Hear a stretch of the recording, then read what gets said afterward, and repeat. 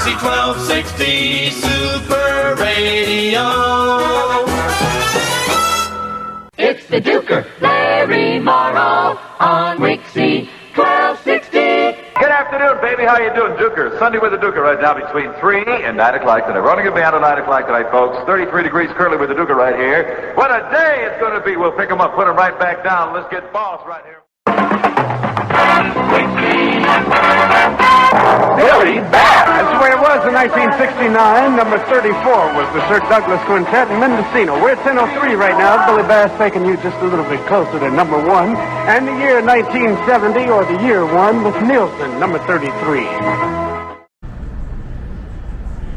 And it's June 22nd, 2022, a Wednesday night. And we are at the Music Box Supper Club in the Flats in downtown Cleveland. Going to be a great night talking about the wonderful world of Wixy1260. Let's go on in and see what's going on.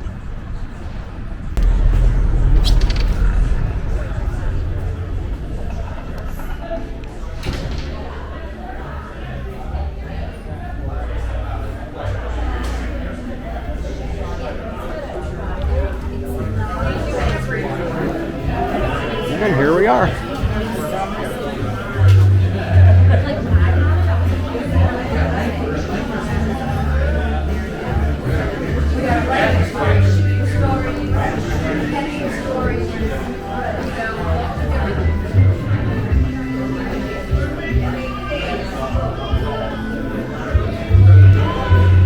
Here's a quick look inside the Music Box Supper Club on the Flats on beautiful Lake Erie in Cleveland.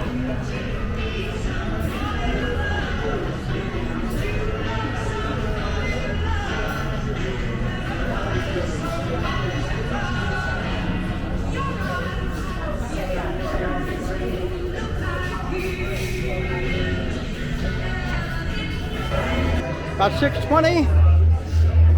Panel starts at 7 o'clock. Place is starting to fill up.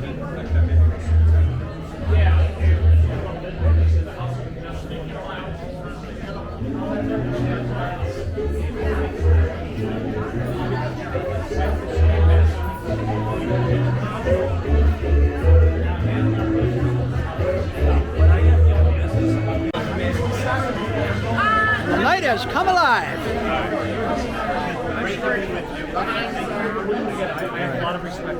Oh, Billy Bass is here. Hey. The other star of the show. How you doing, Billy? All right. Good. Good to see you. The guy came up the first time. I remember this. Wherever our table is. You have dinner? Look what I'm doing. So no, I'll read it tonight. Oh, you're going to read it? I'm going to read it. So if you mention a Wixy Thursday, just toss it to me. I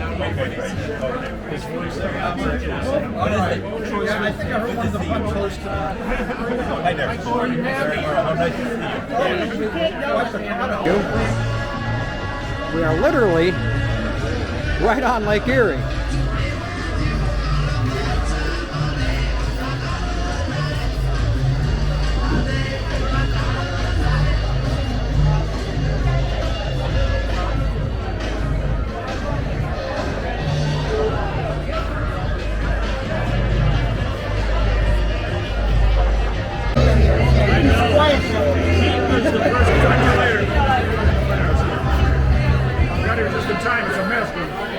Something nautical. Maybe I get down here nice and early. I was going to get here nice and early for you guys. Talk to you later. How's it going?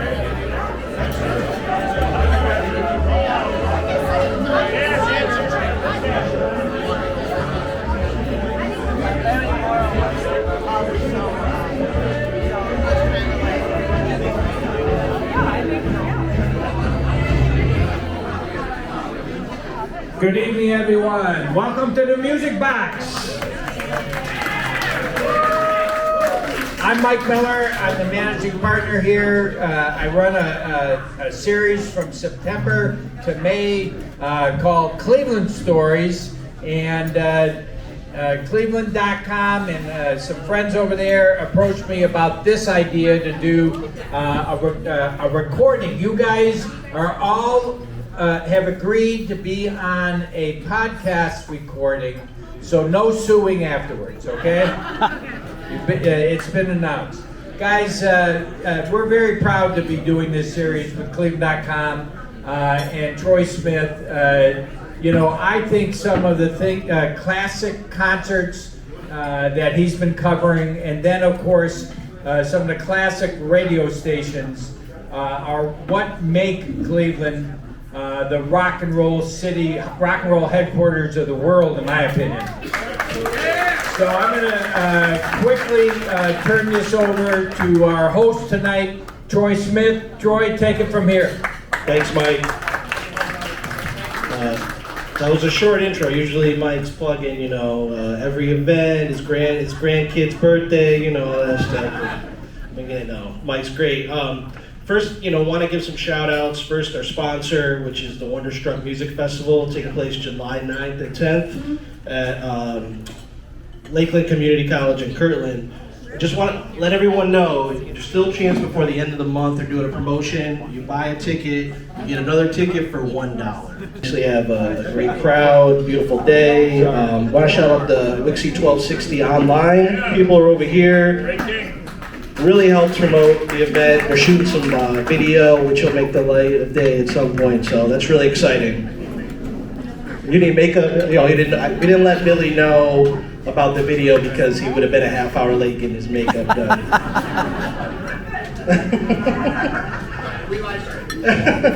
All right, we're here to talk about Wixy1260. Just a little bit before my time, so I'm going to throw it over to this awesome, old timers. Yeah, we're going to throw it over to these guys, this awesome panel that we have. I'm going to introduce them. First up, veteran of TV, Cleveland radio, a historian, knows pretty much everything about radio history in Cleveland.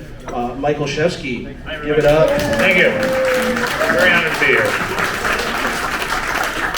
I want to plug Mike's book because I was reading it today, and it is very detailed about the history of Wixy. That's Wixy1260, Pixies, Six Packs, and Supermen, and you get that pretty much anywhere online, right, Mike? Or here. Oh yes, we have some here. Yes, it makes a great Christmas gift. You know, not too early. Get Billy and Larry to sign it. It'll be worth a lot of money. For our next panelist, I think all I have to say is the Duker, Larry Morrow.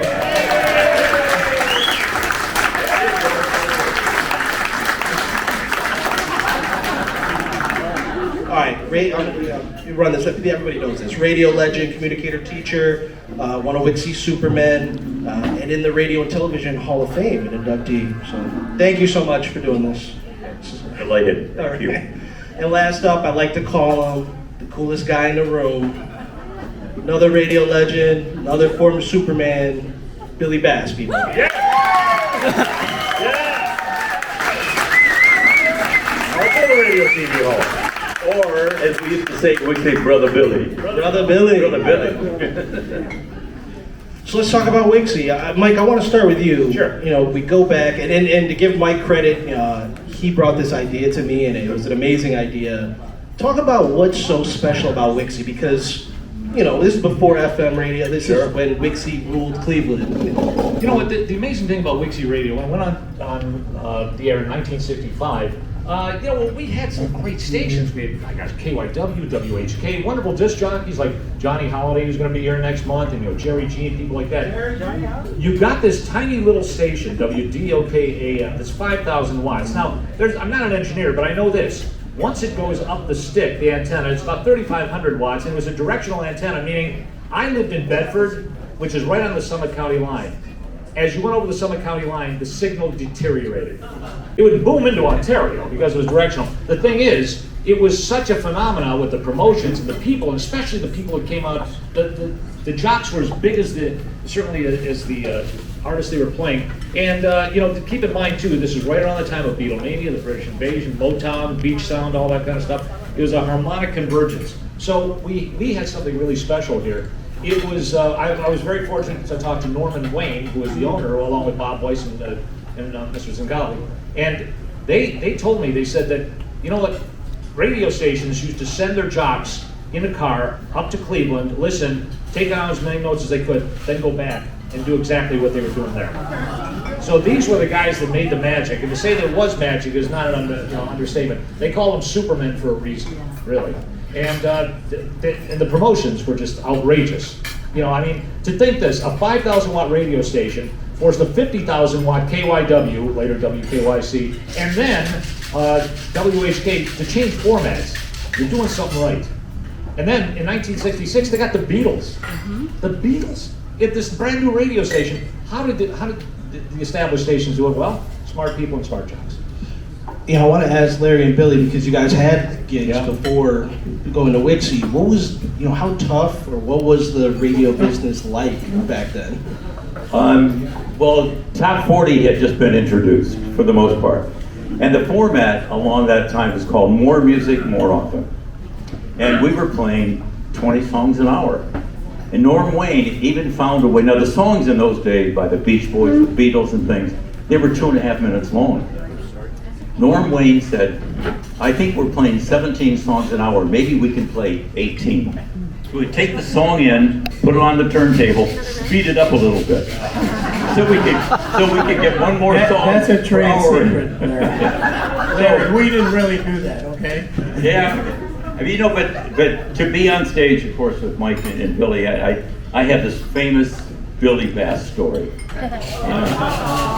Just one? Just one? So now we had the early part of the basketball team was called the Larry Morrow Wixy All-Stars. And we played all the high schools, and we never lost a game. Because on the team was Paul Warfield, and Paul would bring with him other stars that played with the Miami Dolphins and the Cleveland Browns. Well, Billy had been at the station for maybe a year. Billy was our best jock. There was no doubt about it. He played football better, baseball better, and basketball really better. So now we're going out to Lily White, Lakewood. And we're wondering at that time how Billy's going to do in Lakewood. So I decided to introduce Mike Ranieri, Lou King Kirby, Chuck Knapp, the Wild Child, and save Billy for the end. Now the place is packed.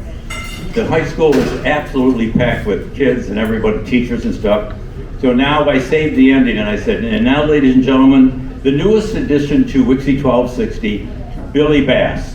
They bring the house down. They literally bring the house down. And then Billy, to make things worse, or even better, goes out and scores 45 points. And embarrasses all the teachers, embarrasses everybody. I wanted to tell that story. So my man, brother Billy. So, let me tell you how this happened, though. So Larry and Luke and Kirby and the child, they used to get promoted. You remember the Wixy Super 60 survey? Yeah. You guys remember that? Well, their pictures were on it all the time. My picture was never on. So I go to Norman Wayne. I said, Norman, what's the deal? How come my picture's not on there? He said, well, are you crazy? You're black. And I said, Norman, you can't say that. I mean, that's ridiculous. He said, Billy, you're black.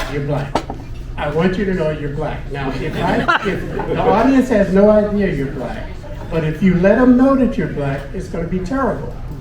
So after Larry does this unbelievable introduction in Lakewood and the place goes nuts, now all of a sudden Norman thinks, okay, well maybe we could. So he puts my picture on the Wixy Super 60 survey, and I can't tell you how horrible that was. And Norman said to me, you know what though? I told you so. Let me add this though. I went to interview Norman Wayne for the book, and he had this room that was like an office where he was like, and he was telling us, and I remember he had his hands, and he told us that story. And he said he never got down the embarrassment of saying that to you. He said that he regretted saying that, but he loved every one of the jocks, including you. Let me say this, I never took it that way. He was protecting me.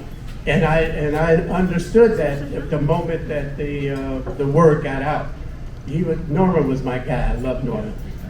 You know, Mike early talked about the signal was awful. Oh yeah. At night, from 7 to midnight, you took your little transistor radios, put them under your pillow at night, and you could listen. But I remember one night, I always took care of the uniforms. When the basketball game was over, I would take the uniforms, go get them clean, and get ready for the next game. I brought some of the players back. Billy may have been with us, I'm not sure. We're sitting in my car in front of WIXY1260 at 40th and Euclid and couldn't hear the radio station. It's 10 o'clock at night and couldn't hear the radio station. That's how bad it was. Well, that's the amazing thing when you read the book and you look at the history, that the signal wasn't as strong as the stations you guys were competing with, yet still worked your way to number one. Think about the ratings here now. This is something Norman Wayne told me, and he thought he said this to you, Larry, but it might have also been to you, Billy. You probably got the same lecture. One day he gets the ratings. He said, "What is going on here?" Now, mind you, Wixy had 20 competitors, AM and FM. So he thought it was you, but he called and he says, "Larry, you're losing audience. What's going on here? Listen, you better get in shape or you're losing audience." He said, "But I'm number one." He said, "You only got 49% of the audience." And I think he gave that to every job, because he mentioned you at one point. What he did with me, I went in after the Lakewood situation, I went and asked for a raise. Good move. Unfortunately, I only had a 32 share, but 32 share, give me a break. I said, "Norman, I got a 32 share. People like me, I need a raise." He says, "Nobody's listening to you." 32, what's that? That's nothing. Nobody's listening to you. That's every third person listening to the radio is listening to me, but I got no raise. What was really interesting about that time is that I was on from 10 until 3. That's when all the housewives listened. And they were all home then. They stayed home and took care of their kids. Nobody was working. And to think of a couple of promotions, one was called Larry What's in the Box. I would describe what the box looked like. You had to guess what it was and what was in it. And the other one was called Wonder What's Cooking, sponsored by Wonder Bread. I'd give out a little ingredient, and then the ladies would call in and try to guess what it was. When you think of those promotions, people would laugh at you today. But now this is a wonderful story, talking about Norm Wayne. So now the ratings they really jump up from 10 till 3. And I had jumped up to a 50 rating. Wow. And I remember being so proud of that 50 rating, still making $7,000 a year. Yeah. Norm said, "Come on, Larry." So now the 50 rating, Norm Wayne took it on a weekend, and the 50 jumps up to an 80. So I have an 80 share rating at the time, to my knowledge, the largest rating ever given in the city. Now I slip back to a 50. I get a note from Norm Wayne saying, "Dear Duker, we will no longer put up with this kind of slippage." That's not like Norm. That's Norm. Well, the thing too is, we go back a little bit. You were number one, or one of the top DJs in the market before you even came to Wixy, right? You were in Windsor. Well, that's a really interesting story. Many of you may or may not remember, but my nickname, the Duker, came from the fact that I worked at Duke Windsor in CKLW. And CK, because it was a powerful station, came right across the lake. So when Norm Wayne called me, he said, "I want you to come to this brand new radio station called WIXY1260. They'd only been on the air, I think, for about 6 months. And I said, "I have not heard of you." He said, "Well, we're brand new, we're top 40. And he says, "We have a guy by the name of Jack Armstrong from 7 to Midnight, and we're going to fire him. And we'd like to have you come and be our new 7 to Midnight guy." And I said, "Okay, I'll do it." I needed a job because I had been fired from CK. And so then he called me back a week later and he said, "We decided to keep Jack, so you can't come." And I thought, you know what? I don't want to work in Cleveland anyway. Because I worked in the 5th largest market, which was Detroit, Windsor. You don't go from Detroit, Windsor, at 5th market, to the 8th market.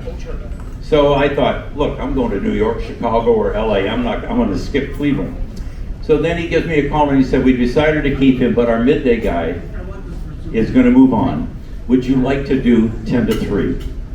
And I said, yes.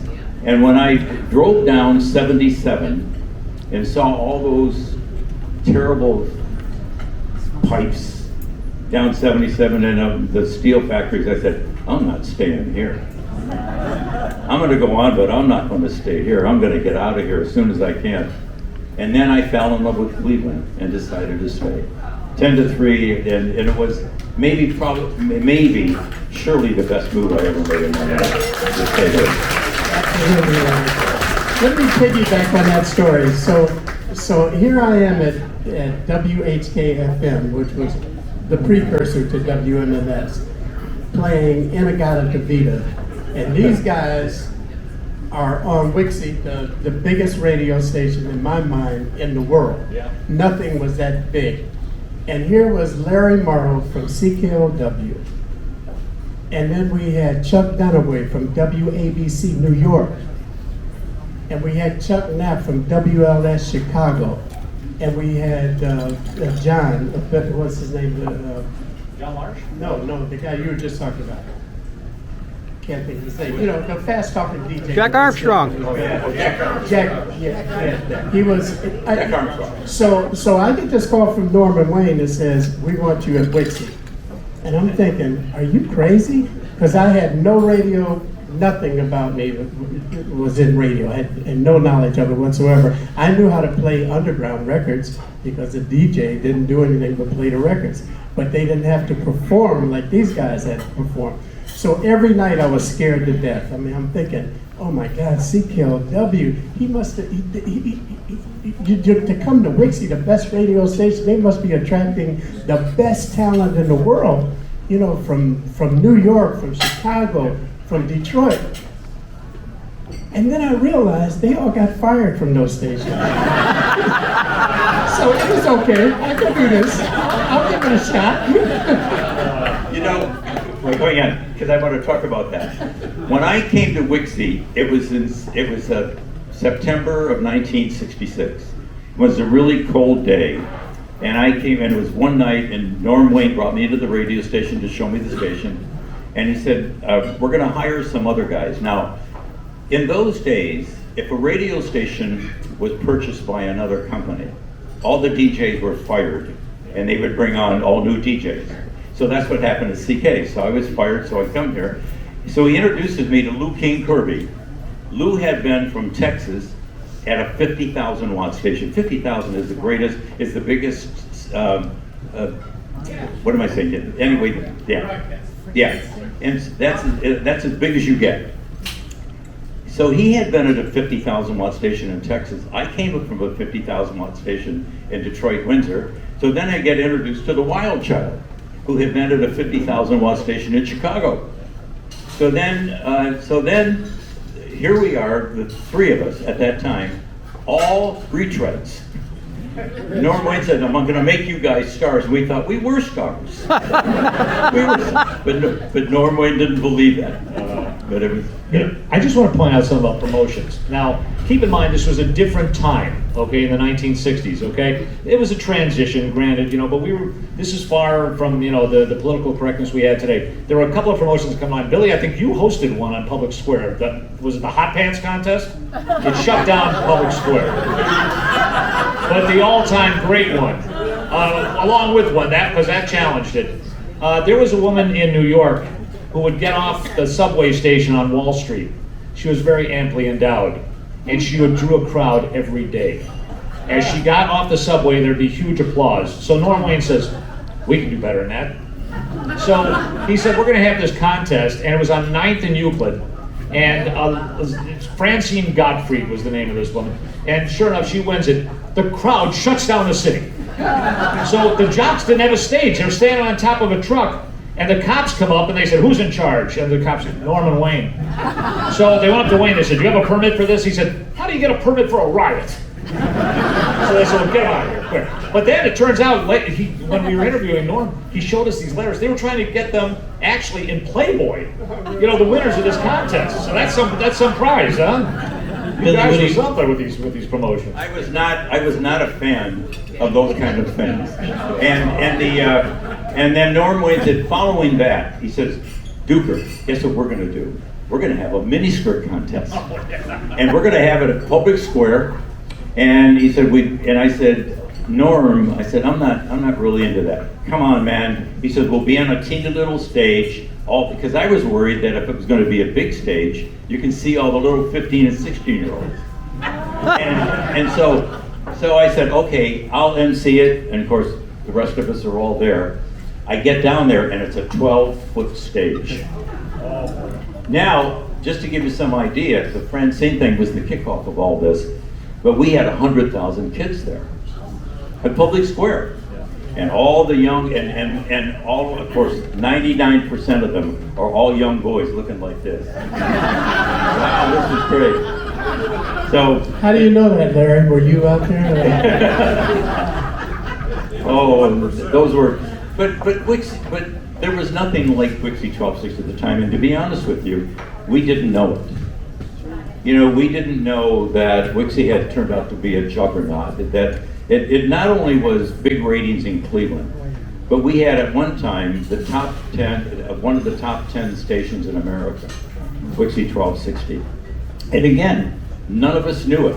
But I have to tell this one story. Billy talked about we couldn't make any money. Nobody made money working at Wixy, other than the 25 bucks we made on doing record hops.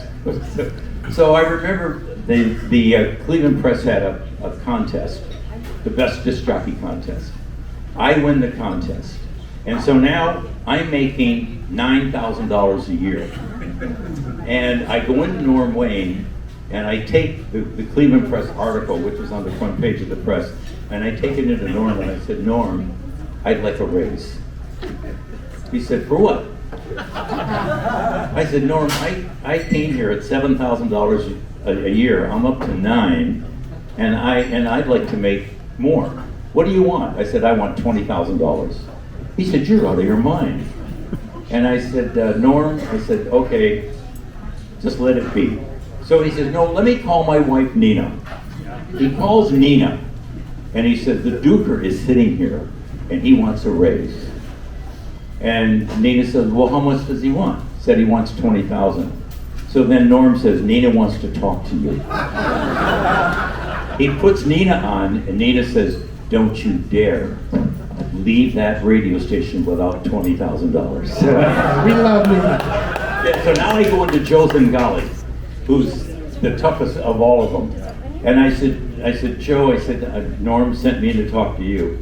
He said, you want $20,000? I said, yes. He said, how much money did you make last year? I said, $9,000. No.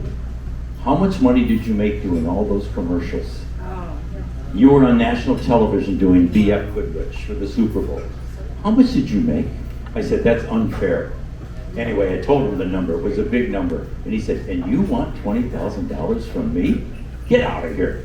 They finally, the three of them agreed, gave me $19,999. Give me the Billy, as you we're talking promotions, and you've got some on this paper here. I'm curious now. Do you guys remember Jim LaBarber? Oh, yeah, okay. Well, I called him up, I told him what we were doing. I said, Jim, come on up. And he couldn't make it, but he sent this letter. So may I read it? Wixy's first Christmas parade had Tim Conway as the Grand Marshal. You guys remember that? And it was on Euclid Avenue with several recording stars. The paper said 100,000 people turned out for the second Wixy Appreciation Day at Geauga Lake. Gene Pitney was our headliner, and the paper said, get ready, 120,000 people showed up for the parade. It was absolutely unbelievable. He was standing on stage looking at the sea of people. He was one of the Wixy, he was the first teacher at the Wixy School of Broadcasting. He says, he doesn't forget that one billboard we all had with the naked lady. You remember that?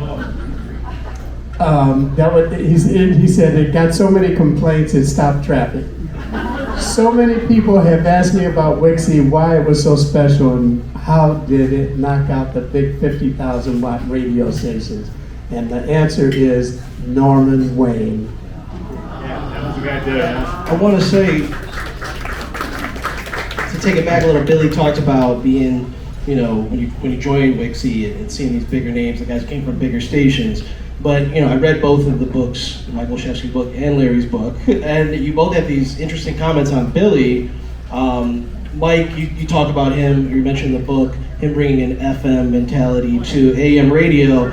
And then, Larry, you have this line, if I get it right here, that Billy on the radio he wasn't trying to win the audience or record an audience. He was like a hunter trying to catch his prey. And I thought, that's pretty awesome. So, well, you know, we had, to be honest with you, we had a lot of great voices.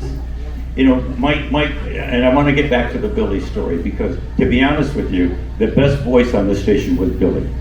There was no doubt about it. Billy had the best voice.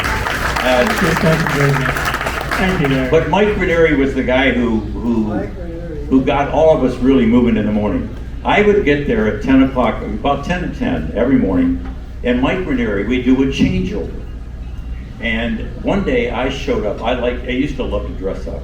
So on the opening day of spring, I dressed up in it's going to sound awful, but I thought it was cool. I had a pair of white shoes, green socks, a green pair of pants, white shirt, green and white tie, and a green and white seersucker coat.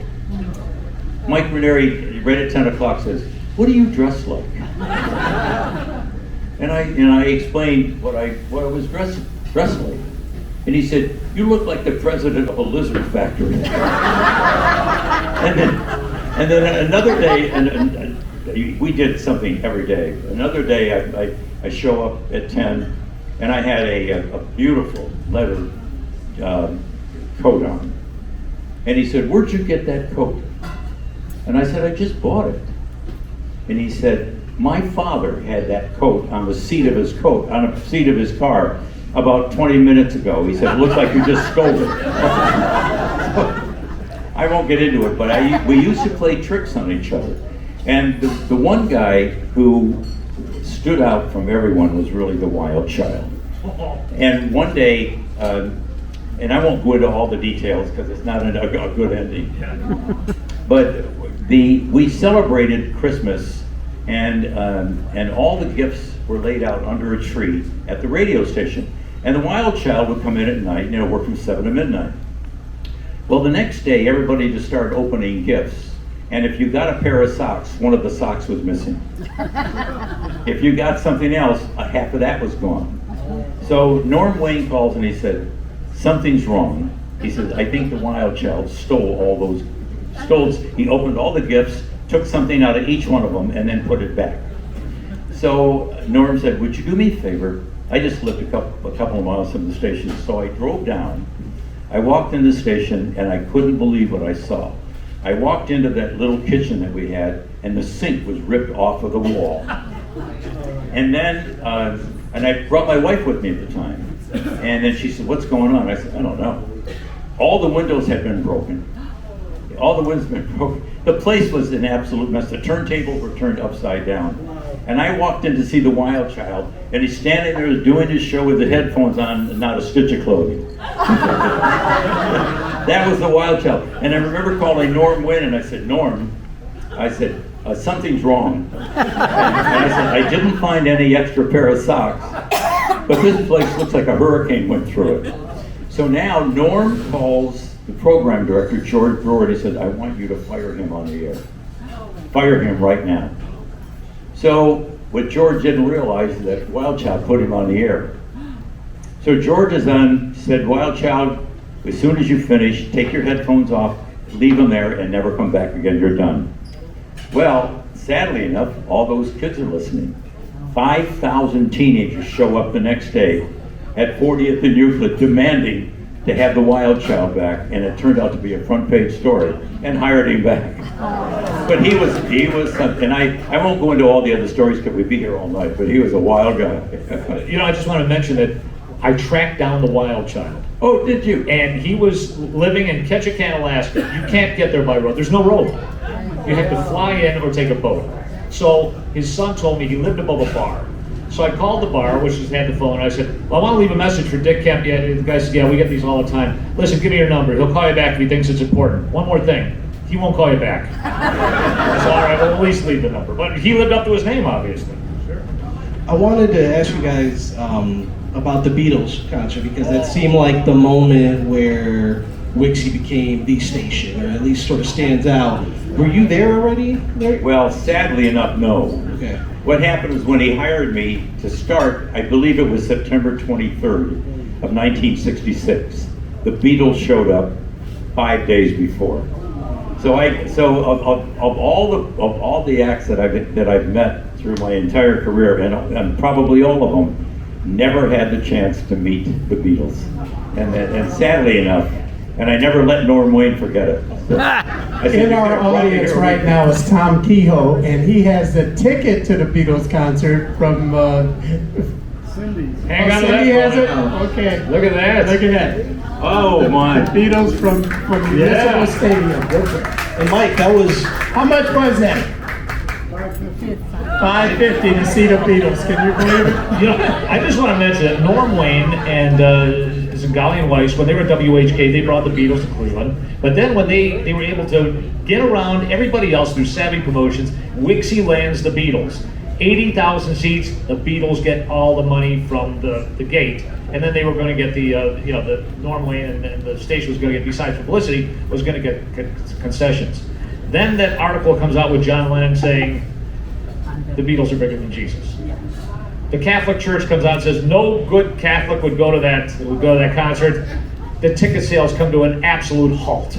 They're going to Pittsburgh, Toledo, any place that did not have a Beatles show. So finally, they said, we're going to lose our shirts. We're only 6 months old. So Norm went to New York, went to the Hotel Pierre. The Beatles are there with Brian Epstein.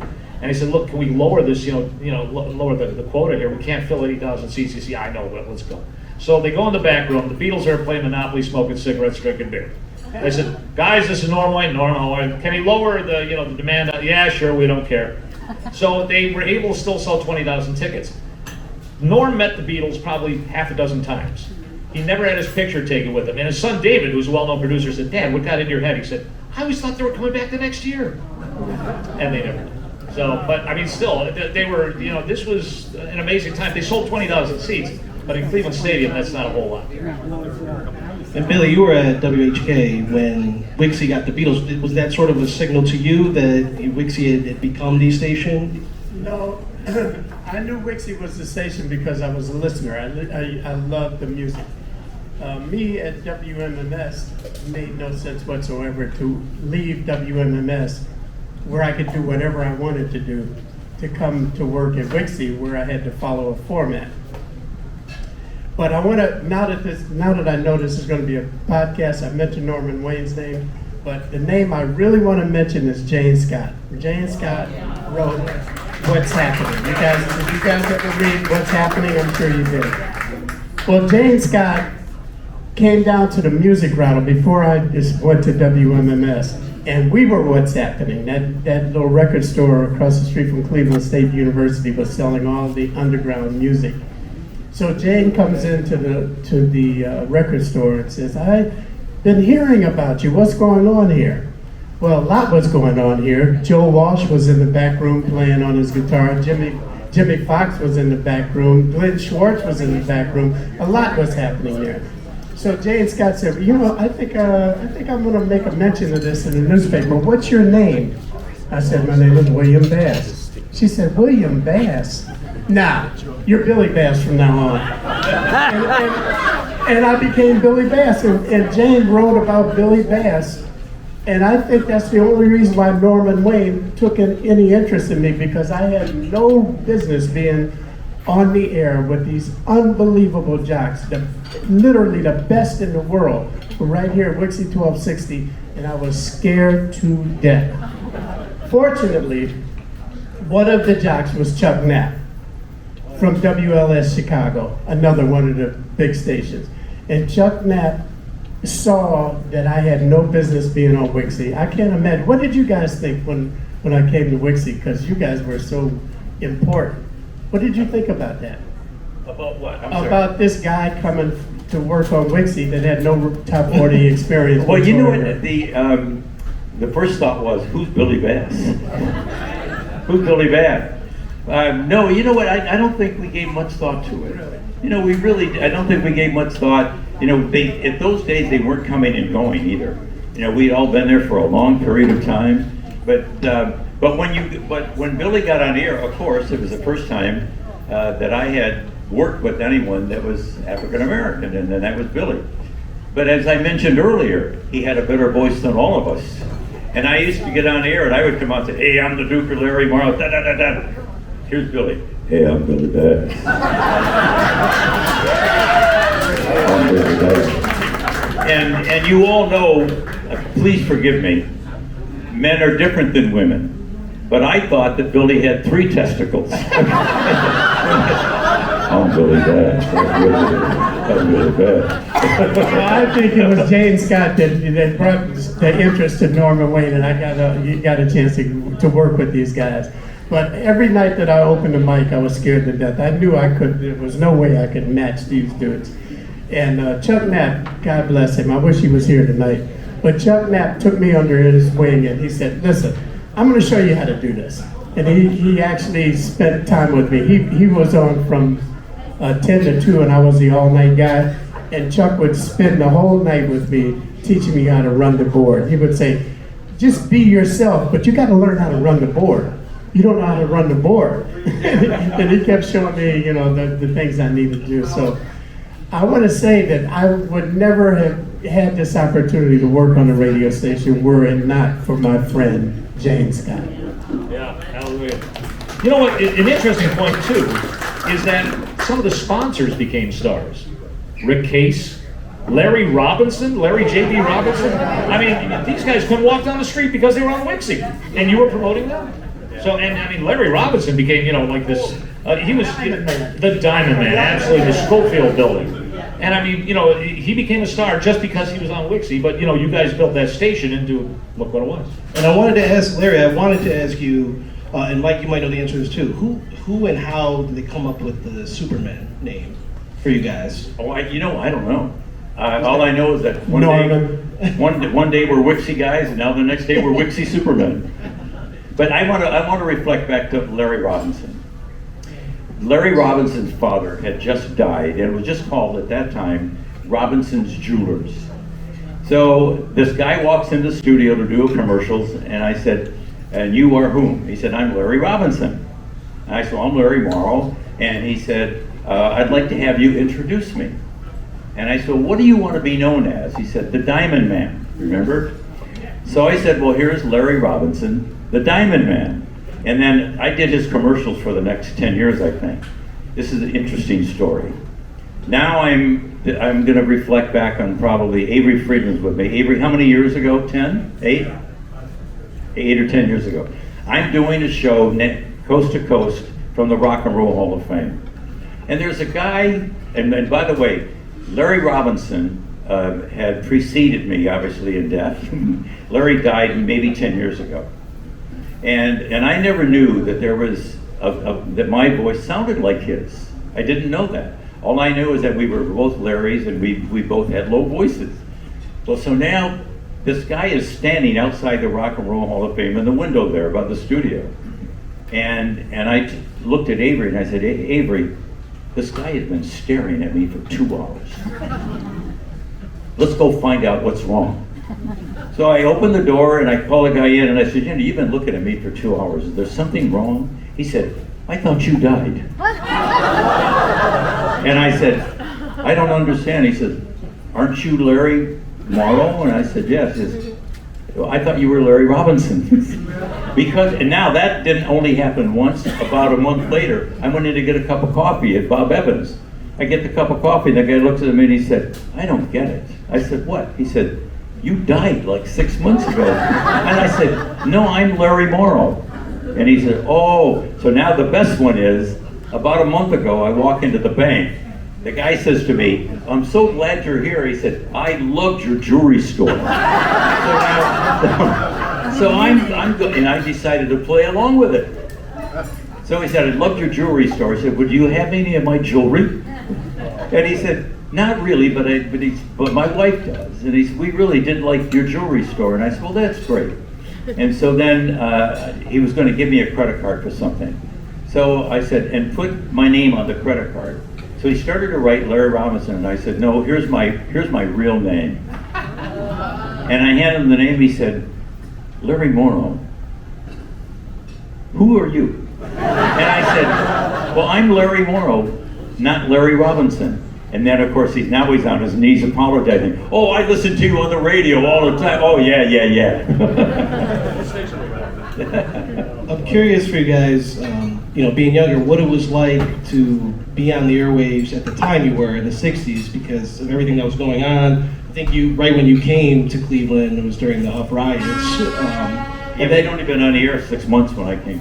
And you had this story, I think it was 69, where you actually went to Vietnam. I'd love for you to tell that story because that, it's a huge moment for you. I had been in the Marine Corps, and our program director was Bill Sherrard. You know him well, Billy.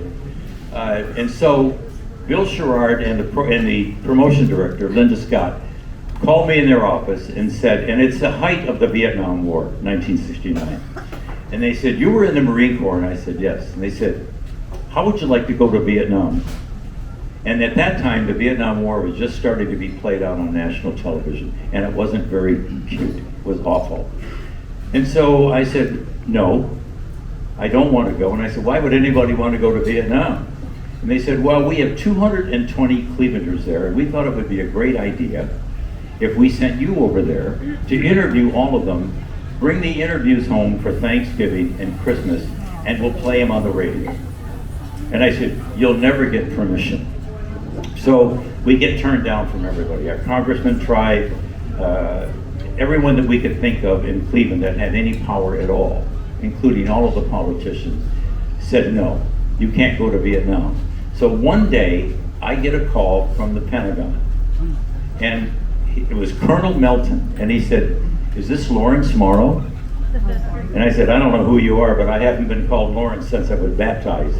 And he said, your request to go to Vietnam has somehow ended up on my desk. And we're going to send you to Vietnam to interview all the Clevelanders. And when you're there, because President Nixon would like to know how all the servicemen, both officers and enlisted men and women, how they feel about the war. So he said, so we're going to send you to Vietnam, and then you'll make your report after you interview your people all over Vietnam, make the report back to us, and then we'll give it to the president, and that'll help him make a decision. So I get my papers in the mail, and they're addressed to now. I was a corporal in the Marine Corps, meaning I was on the lowest level. You go private, and then PFC, private first class, then corporal. But being an officer is this far up. It's 25 years and on and on and on. So I get the mail, and it's addressed to Colonel Lawrence D. Morrow. How many people in the service here? Any people in the service? Okay.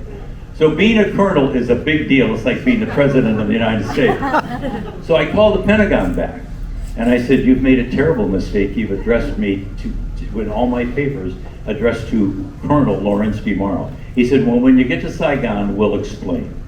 When they get to Saigon, he said, because you're an officer, because you're going to be going all over Vietnam, if you get captured, if you're an officer, they'll negotiate to get you back.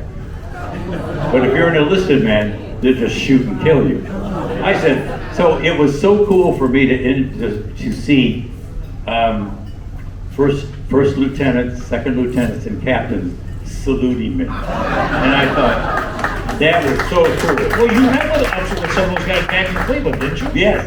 As a matter of fact, this guy did me the greatest favor. I interviewed 65, I interviewed more, but only 65 people gave me interviews. Some of them just said no thanks. And so a couple of years ago, Channel 5 did a story in the 50th anniversary of Vietnam. And I did not have any of those cassettes. None. And those cassettes, by the way, when I got back, were sent to all the families of the men and women that I had interviewed for Christmas and Thanksgiving. By far, the best promotion that I believe this town has ever done, ever. You can imagine. And it took Wixy, we didn't need to go with bigger rating, but it took us to another step. And the guy who did the story for the Cleveland Press, I know the plane dealer, Bill Hickey. I remember Bill Hickey taking me to lunch, and he said, I've always hated Wixy1260. I thought those dumb little promotions you did with the bosoms and the contest with the skirt, I thought they were terrible. This, I think, is probably the best promotion anyone has ever done in this town. So now it's the opening of the Vietnam Memorial in Washington, D.C.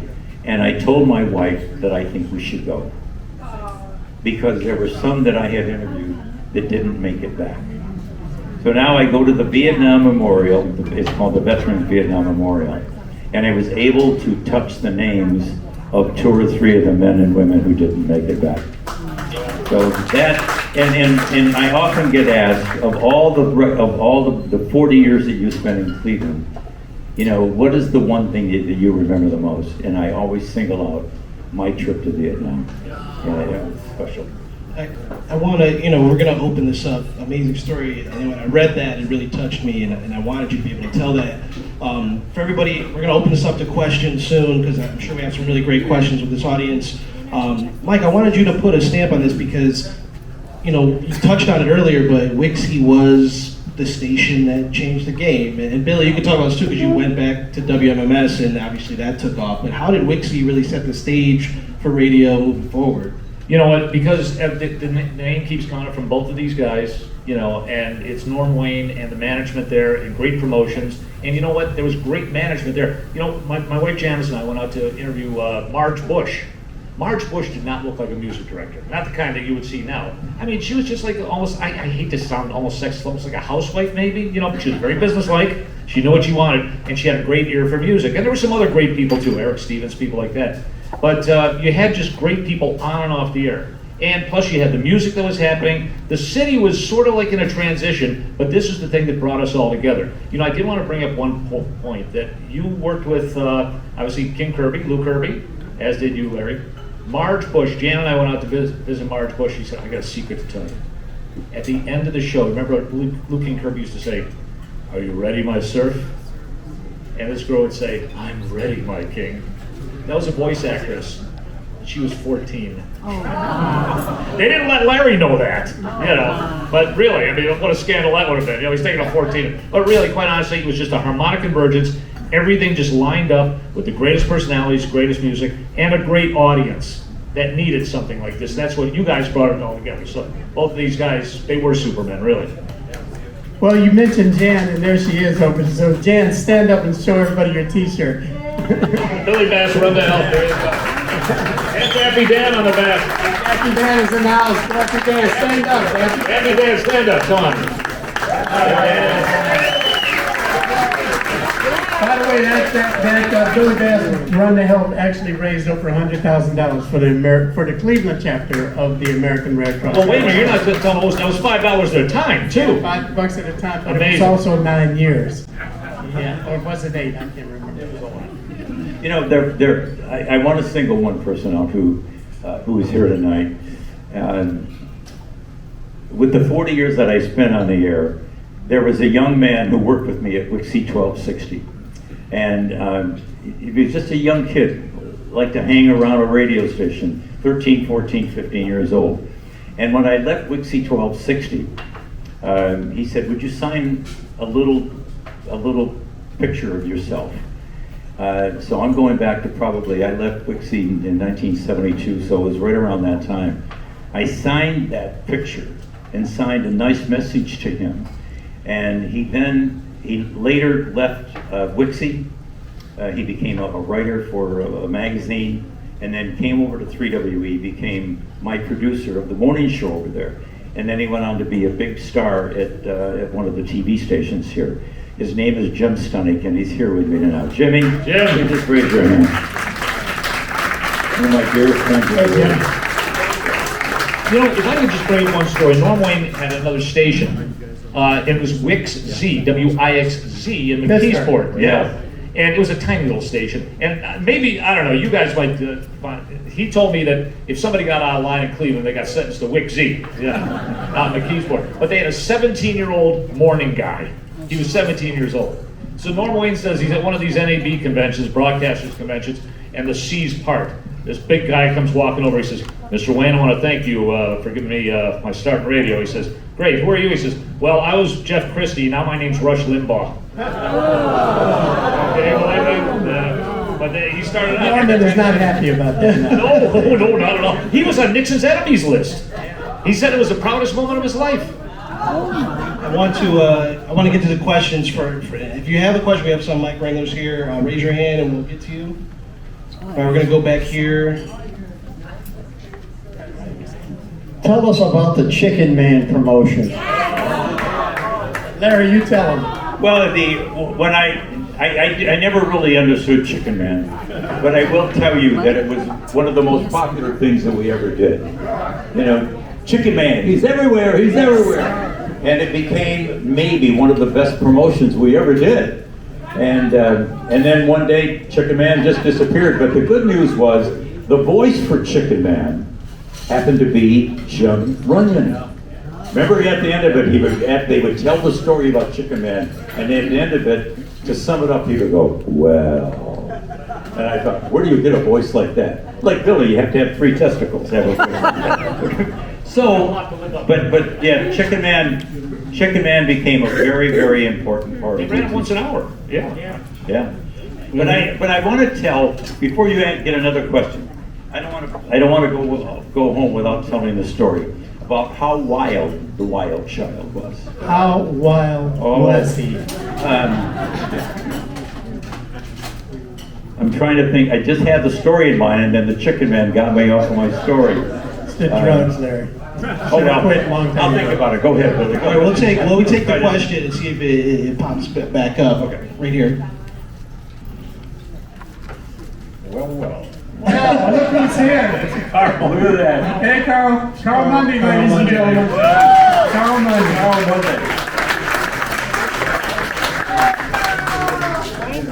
You know, payola was a big deal back then.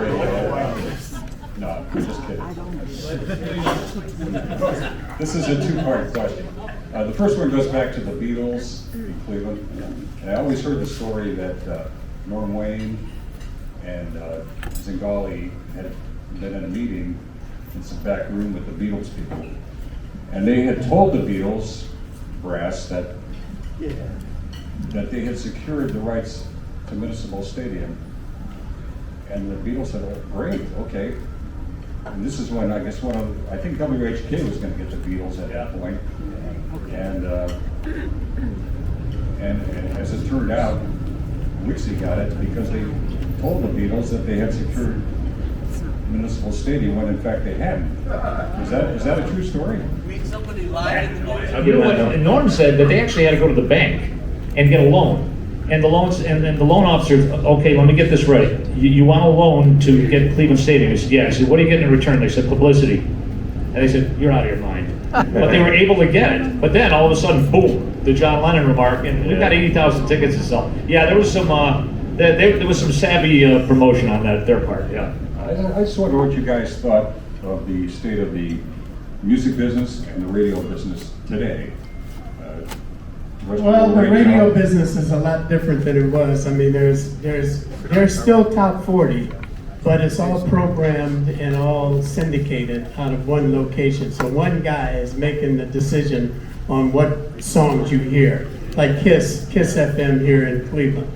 But the days of CKLW playing the songs that were popular in Detroit and Cleveland playing the songs that were popular here, those days are gone. And by the way, that's too bad, because Cleveland became the rock and roll capital of the world because we were the first on all the big hits. And the truth of the matter is, if it happened in Cleveland, it happened all around the country. Yeah. So the promotion men from the record companies would pick up on that, and if they got the song played on Wixy, it was a sure thing that that song was going to be a hit. Again, I want to compliment Marge Bush, because she had the ears to pick the right songs that we played. Yeah, great. Because some of the greatest songs out there to this day are the local and the regional songs that that maybe the rest of the country never got to hear. Well, we were on Time Won't Let Me first. You guys remember Time Won't Let Me? Yeah. I mean, Wixy was right on that right away. The Cleveland band, and that just went bang. Yeah. Well, you guys are great tonight. Thanks. Good. Thank you. I remember my wild child story. Norm Wayne loved to have meetings with the agency out of New York. Would be an ad agency that would come in and be able to write commercials for all of the advertising agencies for us to really promote our company. And so Norm, he did this often, but he said, okay, the three guys are coming in from New York, and I want you guys to meet us at this time. The studio was in Seven Hills. And the way to get to the studio was a long drive, probably 200 yards long. Wild Child had a motorcycle. And so Norm Wayne said, I want every one of you guys to show up in a suit and a tie to show all the people from New York that we're really serious people here. So we did. I'm all dressed up. Lou King Kirby's all dressed up. Everybody's dressed up. Norm Wayne, as the meeting's getting ready to start, he said, where's the Wild Child? And nobody knew anything about it. And all of a sudden, here comes a motorcycle driving down those 200 yards with the Wild Child with nothing but a pair of underwear on. And so he gets to the meeting and everybody's laughing. You know, the guys from New York saying, who's this? Well, that's the Wild Child. Now we know why. And Norm Wayne said, why didn't you call and say you were going to be late or were you going to be dressed like that? He said, I didn't have a dime and there was nowhere to put it. Well, you know, the Wild Child was the victim of a drive-by shooting in Cleveland. He was doing a promotion where he was milking a cow in front of Channel 5. Oh, yeah. Somebody came by with a pellet gun. We got it. That's enough of this. But the thing, you know, and everybody said, well, that's not really a drive-by. You get hit with a pellet gun. See if you like it. But that, you know, it was getting dangerous at that point, you know. I want to say something else about the music, Carl. One of the things that made Wixy great was that we played the best songs no matter what genre it came from. I mean, you could hear from Brenda Lee to Patsy Cline to Dionne Warwick to Aretha Franklin. It didn't matter whether it was R&B or country or what was it? Just Stevens. What was that Stevens guy that did Ahab? Ray Stevens. I mean, it was.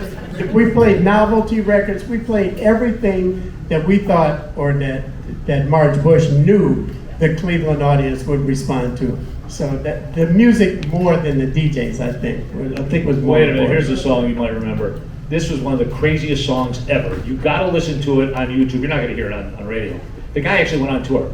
It was by a guy called the legendary Stardust Cowboy, and it was called Paralyzed. And it was just this guy screaming, and he's strumming this, and then all of a sudden you hear Paralyzed, you know. But the thing was, all of a sudden it's on laughing. I'd say, wait a minute, we heard that on Wixy. It was the craziest. And Joe Finan was pushing that, you know. He was pushing that, and Harper Valley PTA. Those are the two. I want to get to more questions. If we have, can we get one question in before? Yeah. Okay. Mike, do you have a question over here, Mike? No one? If you have a question, just raise your hand. You already are over there. Okay. Hustle up, Mike. Hi, what was the most defining moment that made you guys knew that Wixy was like the station in Cleveland and the whole planet? Was there a particular event or a promotion or even like a song? Yeah, for me it was the Wixy Christmas Parade, where there was 100, as he said, 100, more than 100,000 people down. And I'm in a car, you know, I'm a music guy, I come from a record store. And all of a sudden I'm on Wixy and there's 100,000 people yelling my name. It's like, what? Well, do you remember that? Well, I think it was one of the final Wixy Christmas parades. They had the Jackson 5 in back of a pickup truck. So Michael Jackson's there with a snowman in back of a pickup truck. Amazing, really. No, I agree. I agree with both of them. It was the defining moment was the parade, and I mean nobody could do what Wixy did. But I do want to tell one story about. You mean one more story? What did the Wild Child do now? We played 40 records, and they were all 45s, and they were in a row. And this was Marge Bush, the music director. She knew what every record was. And if you took a record out of sequence, she would walk in and say, isn't that supposed to be such and such? Well, I'm really cooking one day. I'm playing the Stones, the Beatles, and when we're on the air like that, you know, you're high as a kite, not on anything but just the music. And so I'm really cooking, and all of a sudden, here my next record is Roberta Flack. The last time I saw your face, or whatever that was. And I said to myself, I'm not playing that. I said, I'm really cooking. And so I skipped Roberta Flack, and I take it off the top, I put it on the bottom, and here comes Marge Bush. She walks in the studio, she said, I have to ask you a question, Larry. Isn't Roberta Flack the next record to be played? And I said, I don't know, I don't think so. She said, take a look on the bottom of your deck. She was that good. I mean, she knew every one of them. She was a lot kinder to you than me, because she would call up on the hotline, what the hell are you doing? Yeah, you're right. She worked an 18-hour day.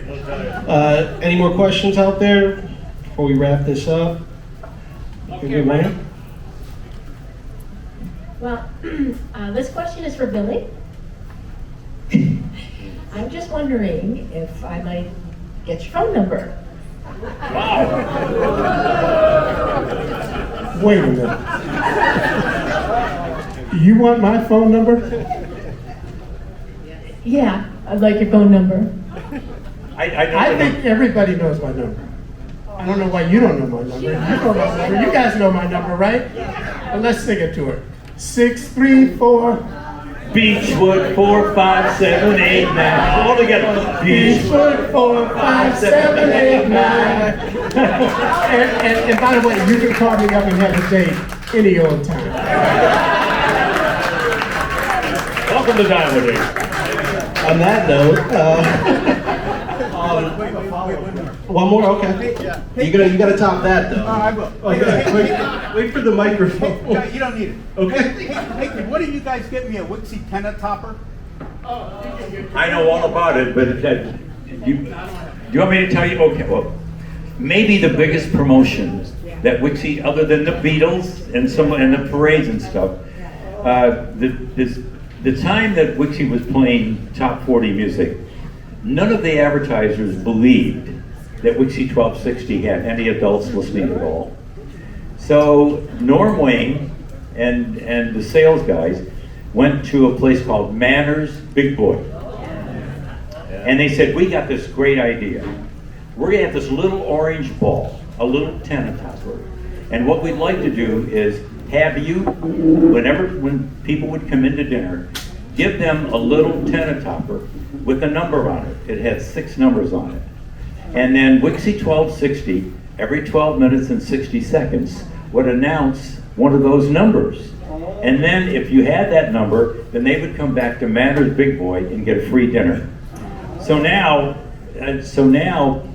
we wanted to find out how successful that promotion was. We knew a lot of people were getting the Wixy tenor topper and going out and having dinner at Manners Big Boy. So Norm Wayne decided one day, let's take 3 helicopters. And he said, and we'll travel around the shopping centers in Greater Cleveland and take pictures of all the cars. That promotion turned out to be one of the biggest we ever did, because now they went to the advertising agencies and almost 100% of the cars in every shopping center had a big orange Wixy tenor topper. Which is really nuts, right? Because you put the Wixy thing on so you could find your car. Except every car had the Wixy. Listen, gotta wrap this up, but give it up for these guys because.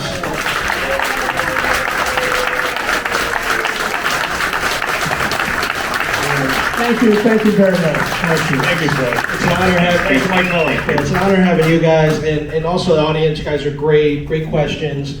For anybody who wasn't able to attend, you let them know this is recorded as part of the CLE Rocks podcast for Cleveland.com, and we'll upload that episode tomorrow morning via Cleveland.com and get the word out on social so you can listen to this and let anybody know if they weren't able to make it that they can listen to it as well. I want to say just one thing before I leave. One of the biggest pleasures of my life was to know one Billy. more thing, Larry? was to know and work with Billy, and to know and work with Mike. And I don't believe that there was anything in my life that had more of an impact than Wixy1260. So thank you all for listening. Thank you all for being here. Thank you, Larry.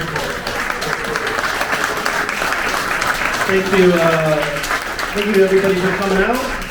Our next event It's going to be on July 14th, and we're going even further back in radio. From WHK, we have Johnny Holiday, who is flying in from Maryland. He hasn't been to Cleveland, he said, in 20 years. But he's coming in for that night. He's our guest. Michael Shesky will be here as well to keep me straight on the facts. For the further we go back, the little harder it gets for me. So That was WHK Color Radio. Remember the Color Radio slogan? yeah, so please, if you like this, come out to that event. Thank you so much. Have a good night, and hope to see you guys next time. Thank you. Thank you very much. Thank you so much.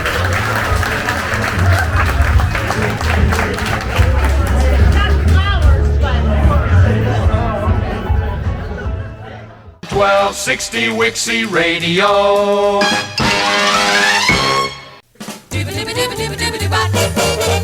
Wixy 1260 Super Radio.